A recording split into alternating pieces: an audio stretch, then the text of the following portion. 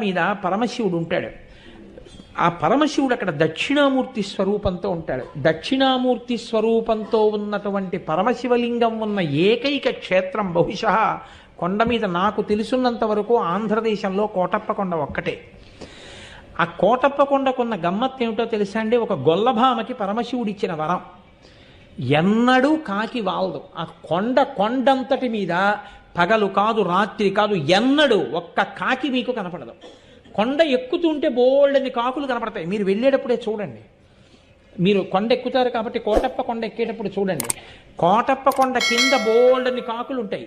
కోటప్ప కొండ ఎక్కడం మొదలెట్టినప్పటి నుంచి చూడండి, ఒక్క కాకి అంటే ఒక్క కాకి మీకు ఆ కొండ మీద వాలదు. ఎక్కడ ఓ చెట్టు మీద రాతి మీద వాలదు. కారణం, ఒక గొల్లభామ రోజు అక్కడ ఉన్నటువంటి శివుడికి తీసుకొచ్చి అన్నం పెడుతుండేది, పెరుగు అవిని ఆయన తింటుండేవాడు.